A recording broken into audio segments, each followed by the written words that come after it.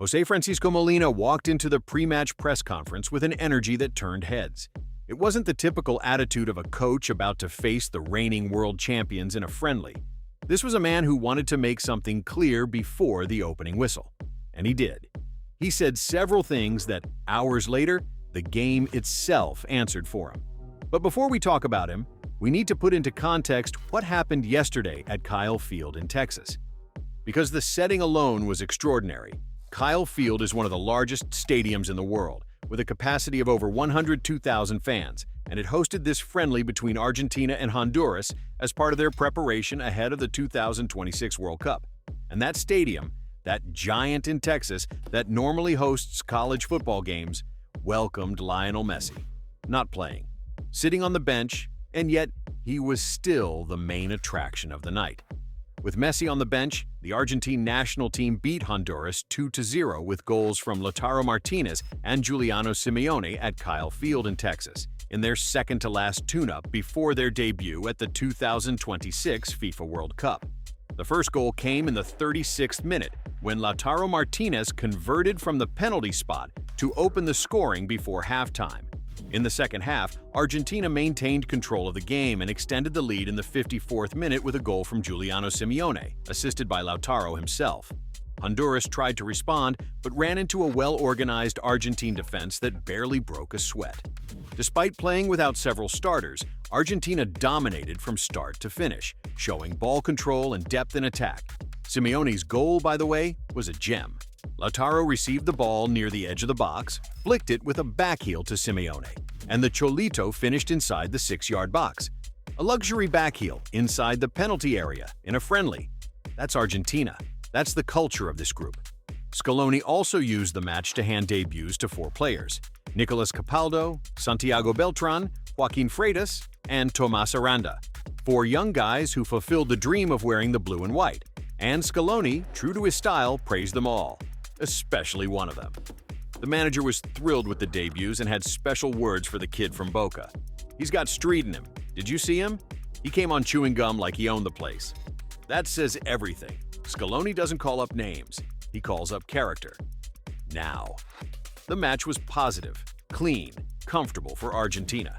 But the most interesting story of the night didn't happen on the field. It happened in the press conferences, before and after the game. And the main character was Jose Francisco Molina, the head coach of Honduras.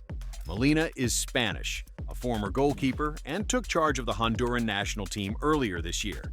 This was only his second game in charge, and he chose this week to come out and speak with a level of confidence that, honestly, caught more than a few people off guard. Before the match, at the press conference, Molina was asked about Messi, about how he planned to set up his team to face him, and that's when he said something that made headlines across Honduras, Argentina, and half the football world. Argentina with Messi might be a little better, but we didn't come here to play against Messi. We came to play against Argentina, the Spanish coach declared. A line that sounded good, that sounded brave, that in another context might have even seemed wise, but he didn't stop there. Molina went further and said without hesitation, "We're thinking about the result too. It's not the only thing, but it matters to the fans, and we'll give our best. We're going out there to try to win, to get the best possible result. We understand how difficult this game is. They're the world champions, but we're motivated and excited. We're going out there to try to win, against Argentina, without qualifying for the World Cup, with Messi on the bench and everything. We're going out there to try to win. And you have to respect that. You have to acknowledge that Molina didn't show up just for the photo op. He came with a plan, with an idea, with the intention to compete." Aware of the gap between the two squads, Molina made clear that Honduras wouldn't try to copy Argentina's style, but would instead lean on their own strengths to try to pull off a surprise. "We don't pretend to play like Argentina because we don't have those players. We have our own weapons. We'll go out there to win. We know how hard it is, but if they beat us, we keep working and learning," he said. That's what he said before the game did the talking for him, because the game talked. Loud and clear, Argentina 2, Honduras 0, with Messi on the bench, without DePaul in the starting lineup, without Julian Alvarez, without Dibu, without several players who will actually start at the World Cup, and still 2-0. Then came Molina's post-match press conference, and there, the same man who days earlier had said, We're going out there to try to win, stood in front of the microphones and gave a completely different kind of analysis. One that, to be fair, was honest. Maybe more honest than everything he had said before. Molina openly admitted, "It was a very difficult game. We knew that, obviously, against Argentina, against the world champions. We came to try to fight with our weapons, and that's what we did. We pressed high when we could, but Argentina has a lot of quality, and they move the ball well." None of that contradicts what he said before. Fair enough. But then came something that stood out a little more. Molina expressed frustration over the penalty that led to Argentina's first goal and acknowledged, "We actually defended really well. If it hadn't been for the penalty in the first half, maybe it would have been harder for them. Physically, they're superior too, and we started to fade. You have to accept what you are and fight with that. We can't play like Argentina plays because we don't have those players." There it is. There's the honesty that was missing beforehand. We can't play like Argentina plays because we don't have those players. What in the pre-match press conference sounded like bravery after the final whistle sounded like what it always was. Wishful thinking. And there's nothing wrong with that. But there's a big difference between wishful thinking and reality. Molina also highlighted the positives from his team. "I think we defended really well.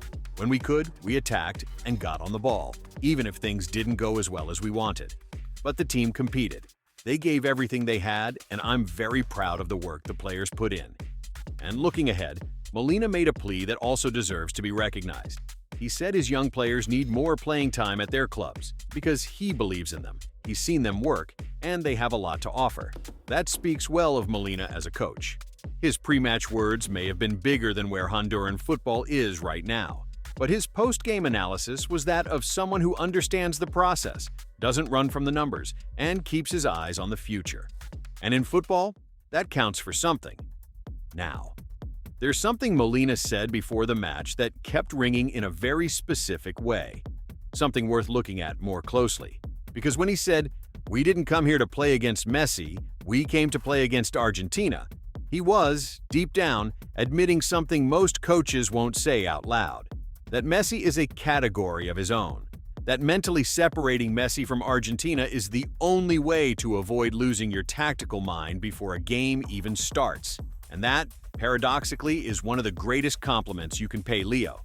Because Messi didn't even play. He sat on the bench. He didn't get a single minute. And yet, the opposing coach dedicated a specific line to him at the pre-match press conference. And the press around the world ran the same headline. Molina talks about Messi. Not Lautaro, not Simeone, not DePaul, Messi.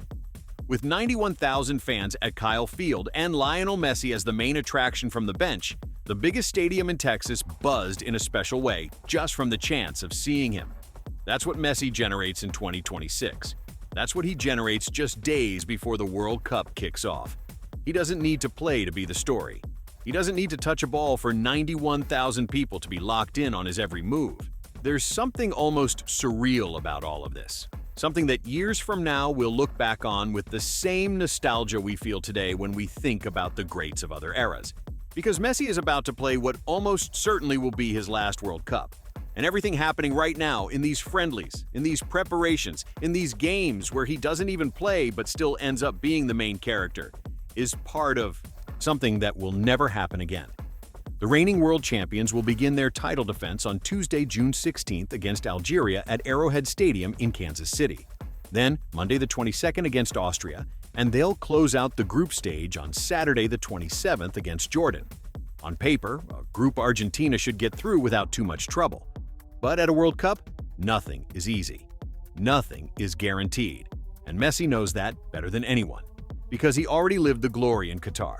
He already lifted that trophy he chased for 20 years. He already cried on the Lusail pitch with a gold medal around his neck and the cup in his hands. He already did everything he needed to do. And still, he came back. He put the blue and white back on.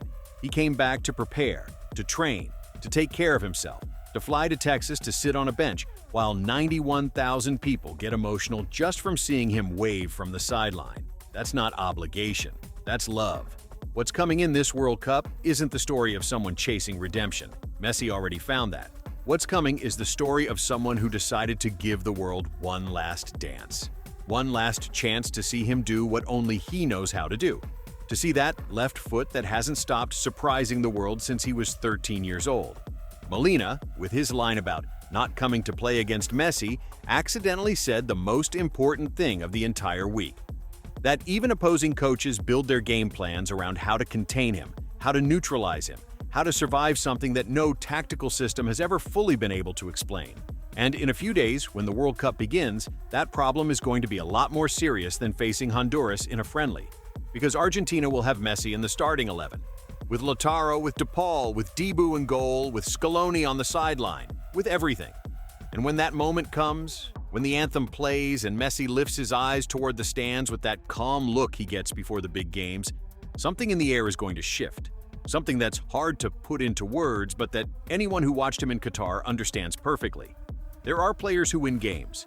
There are players who win championships. And there is only one in the entire history of this sport who turns every single appearance into a memory people will talk about for decades. That's Messi. That's the guy the Honduran coach tried to take out of the equation before the game.